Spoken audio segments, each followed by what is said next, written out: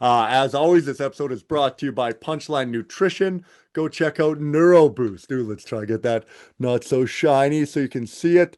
Neuro Boost, you're gonna love it. It's like a multivitamin for your brain. I take it before I do any podcasts, any writing, before I go on stage. We don't guarantee it will make you smarter, but we do guarantee it will make you less dumb. So go to Punchline Nutrition, check that out, grab some Neuro Boost, get a little brighter on around the edges, maybe. Does that make sense? Probably not. I don't know. And the Hunger for Laughs comedy tour is now on sale. We are like 3 weeks out. I'm very excited. We have a brand new lineup this year. We're going to more cities, more shows, more venues, more everything we're doing. So go to hungerforlaughs.com, use the coupon code ATJ, save yourself some money at checkout. Now, this is a very exciting podcast. It's just me. That's all you're getting, no guests. And I'm talking about my 14-day water fast. So it is September 24th. I think I'm 4 days out. So I just completed a 14-day water fast. What is a water fast? So I basically take nothing other than water. So I don't eat any food. I have no nicotine, no alcohol, no anything for 14 days. The only thing that I have is water and electrolytes. So you have to take some electrolytes, so sodium, magnesium, potassium. I'll talk a little bit more about that later. But yeah, I started doing this water fasting. This is my fifth time doing a 14-day water fast. I got into it fasting probably like 6 years ago. And yeah, why I thought I would go over the who, what, where, why, what I found, all of that stuff. And I'm going to try to keep it short, try to get this all done in like 15 minutes for you. So why do I fast? Originally, the water fast did start for weight loss. I have always been like a fat kid, always struggled with weight. No matter how much I lost weight, I always put it back on. So I have lost like over 40 pounds. I've lost 60 pounds one time. I've lost 40 pounds over 3 times, only to always have it come right back. And I remember the last time when it was coming back, I was like, dude, just in tears. I was like, man, I'm gonna be fat forever. Like, I can't stop eating.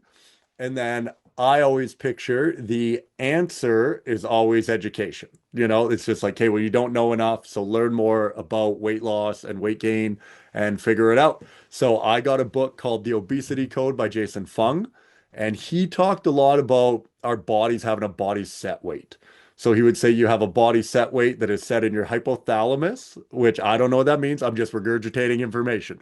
So it's set in your hypothalamus by the level of insulin in your body.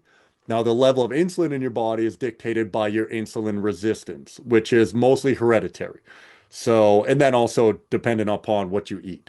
So if you have a high insulin resistance, your body requires more insulin to get the same amount of work done, basically to drive the glucose out of your blood and into your muscles.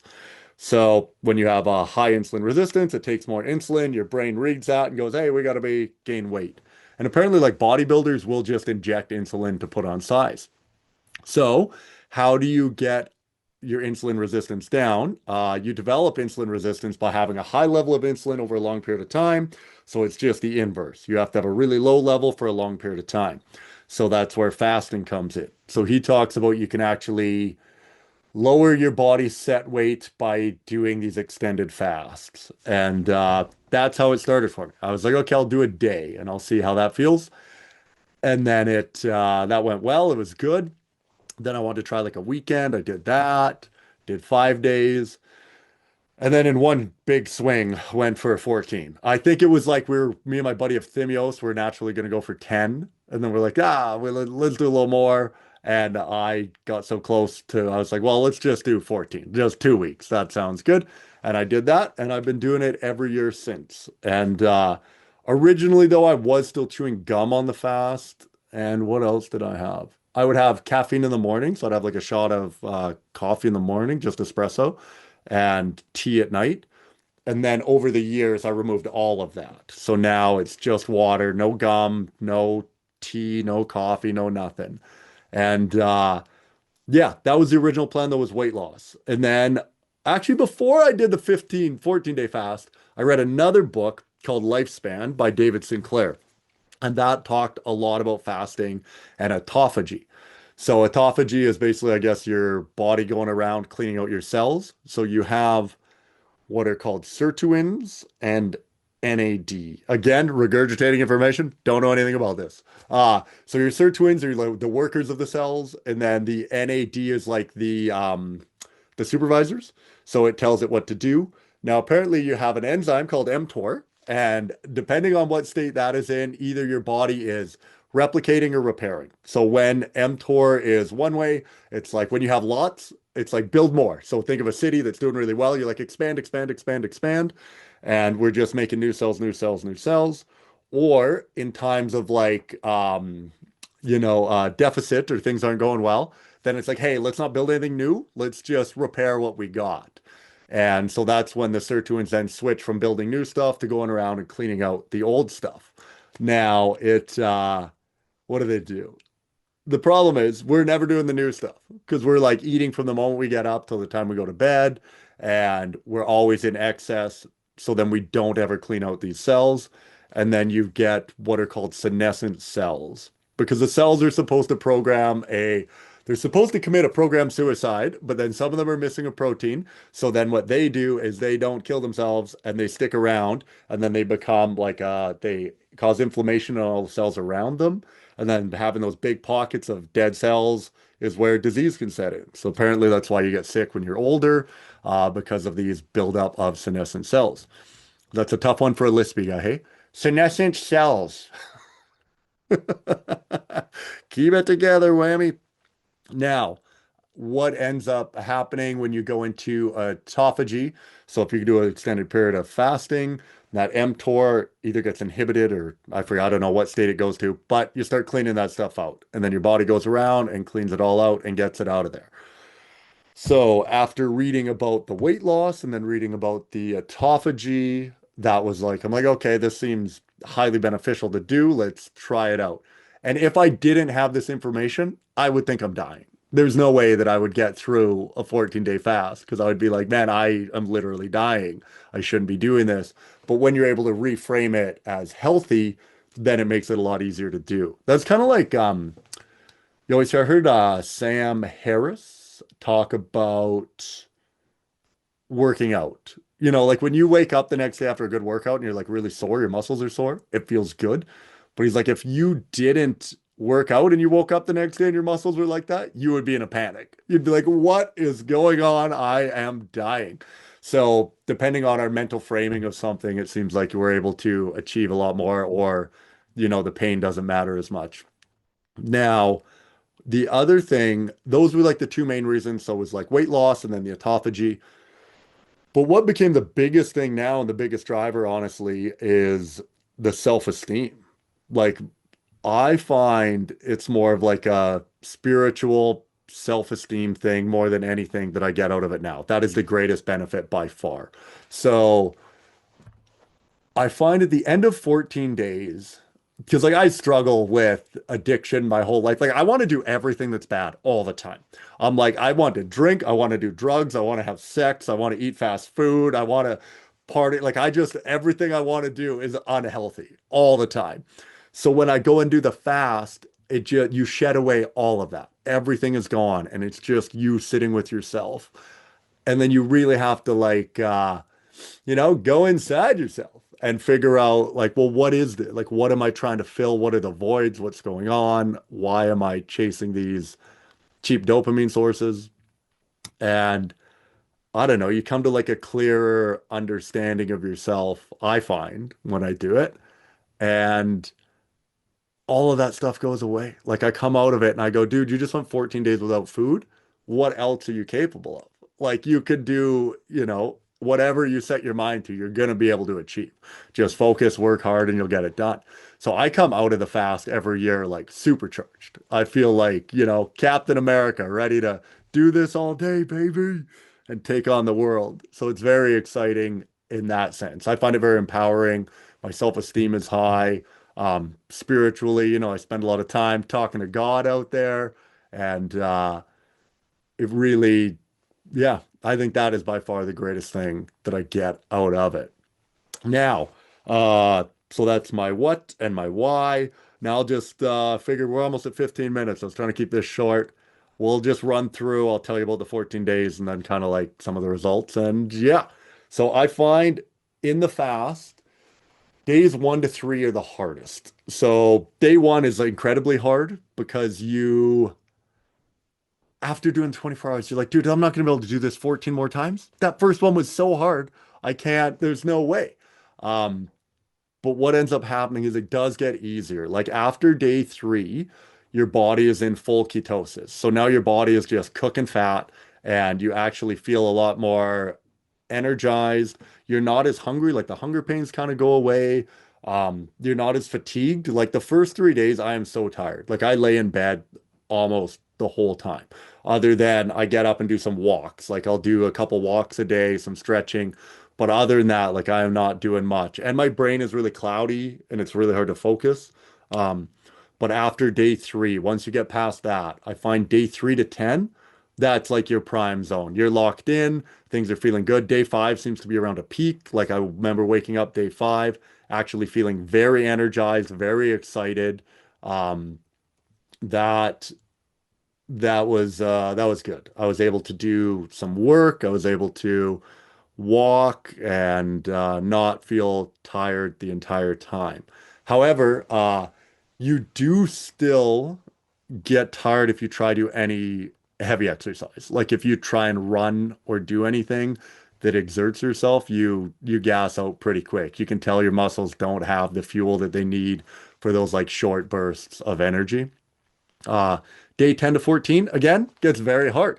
I find after day 10, it starts getting tricky because it like your brain starts fighting with you. Your brain is like, dude, just eat food. Like nobody is making you do this. Why are you doing this? Like it's not like your family's held hostage, and if you eat food, they all die. Like they're everything's gonna be fine. There's no one cares whether you do this or not. So it becomes this mental battle with yourself. And I think maybe that's why at the end of the 14 days it becomes so rewarding because you're like, oh, you fought something amongst yourself and won. And so that's really cool to do. And yeah, after you finish day 14, you feel amazing. That's the best thing. 2 to 3 days within eating.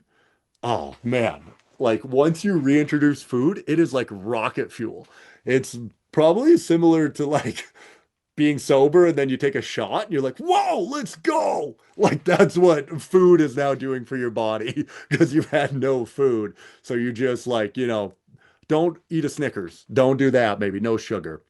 And then, but you just, yeah, reintroduce food and you're like fired up, ready to go. So, yeah, those are kind of what to expect days 1 through 14. If you're wondering about weight loss, like what I lost on there. So I weighed 223 pounds starting the fast. I finished the fast at like 201 something. Like, so I lost like 21, 22 pounds. We're now 4 days back in and I've gained back 5 pounds. So, it does come back, but they do say you have about 500 grams of glycogen or the glucose that is stored. So that gets restored. So 500 grams, that's just over a pound. And then every gram of glucose stores 3 grams of water. So you end up getting another 3 pounds. So like 4 pounds comes back immediately just refilling your glucose and your water. Um, so yeah, but it is a very, very effective way to burn fat. Like you burn a ton of fat. Like every day you wake up and you feel, and you're like, dude, I am thinner. Like you're getting thinner every time that you go to bed and you wake up in the morning. Um, Another big one is I always say this. So like people are like, oh, you're gonna die, you don't have enough. Dude, Scotia Bank, they're saying where they say you're richer than you think. I always say you're fatter than you think. Like I I can still grab handfuls of fat after 2 weeks of not eating. And it's like you can easily like I could probably go another, I don't know, 2 months without eating with the amount of fat that I have on my body. I could easily do another 3 weeks for sure. And to give you an idea of context, they say that your average marathon runner who's at 10% body fat can last 30 days with no food. So like that's like a pretty thin person can go 30 days. So like someone like me, like I could probably do 6 months. And the longest fast ever in the world was actually over a year. So if you look that up, that guy lost, he was like 430 pounds and got down to 180 or something and managed to keep the weight off after. So yeah, it's pretty cool that way. What else about the fast? Um, some things that I learned that make it easier. Electrolytes. So you need to take sodium, magnesium, potassium. Those are things, if you're doing just 3 days, I think you can make it 3 days without any of that. But anything over, you should be taking that. Um, I don't take the recommended amount. They tell you to take like 5 or 6 grams of salt a day. When I did that, I got really sick. I started breaking out with acne everywhere. I got diarrhea. Like it was awful. I got so sick because your body, it's just too much salt. And your body's like, how do we get rid of this? And it's just trying to come out anywhere it can. So I found like 2 to 3 grams a day at most of sodium um, is the best. And even then, sometimes I still would get diarrhea from having too much sodium. Good way to measure is like how dizzy you're feeling when you stand up. Like when you stand up first thing in the morning, if you get really dizzy, you're low on sodium, so you got to get a little extra in there. And then magnesium and potassium. I just get those in like little tablets, and I take 100 grams, 100 milligrams of potassium a day, and 300 milligrams of magnesium a day with the 2 grams of water, and I stir it up in the morning, take a drink, call it good. Um, Another thing that really helped the fast is cold plunging. So I was at Abraham Lake. I always do the fasts in nature. I don't think I could do it in a city. I couldn't be around people. I couldn't go into a job. So I do it in the woods away from everything. And there was like a glacier-fed lake, and every morning I would go and I would just do 1 minute. Like I couldn't make it three, I don't think. And I would do 1 minute in there and then come out. And that really helped the fast. Because in the morning, like after doing that, you're just so like amped up that you're not really thinking about food or anything. You're just ready to try and survive the day. It's cold plunging, there's something to it. It does the same thing apparently. It puts your body into autophagy the same way that the fasting does. So you're doing like a double whammy, I guess, by doing that. I really like that. Um, the other thing that I learned on this one was I wanted to retain as much muscle mass as possible. And in the past, I've done resistance training. So I would bring like 25-pound dumbbells, 10-pound dumbbells, and I would try just maintain a kind of push-pull legs routine um, throughout. But I did a lot more research on what I should be doing to maintain the lean mass, and it's actually very minimal what you want to do. So one time on the fast, 2 years ago, on day three, I went for a 5 kilometer run. I'm like, I'm gonna run 5K. I don't even run. I don't know what I was doing. I was just like, oh, dude, we're losing weight. We're lighter. Let's run it out. This will be cool. Um, and my legs got so sore. And they were so sore for like 10 days, like the rest of the fat, like they just were sore for so long and they weren't getting better. And apparently that's really bad when you're not eating. So what ends up happening is if you do tear your muscles to the point that they do need repair, your body, the only way that it can get the protein or like the BCAAs that it needs, the amino acids to repair itself, is from eating other muscle. So what it does then is it looks at your legs, these are all torn to shit. We need to repair them. Then your brain scans your body, goes, well, what muscle aren't we using right now? And he goes, okay, we're not using our back muscles. Then it goes, okay, eat those, and we'll use the amino acids from those to repair the legs because we need these fixed because we're using them. So what I found now is you want to just do very, very light resistance training. You don't want any actual muscle damage to be done. You just want enough that it signals to your brain, hey, we're using this muscle. Don't eat it. Okay. So it was like I would just do like some push-ups, some body squats, some McGill crunches, and what else was I doing in there? Yeah, some bicep curls. I would try to do like close grip push-ups for triceps, just trying to get everything going so I didn't lose too much mass. And I'll tell you, within yesterday, I went to the gym and I did a push day. And I break my workouts down into three different. I either have like a 6 rep range, an 8 rep, and a 12 rep.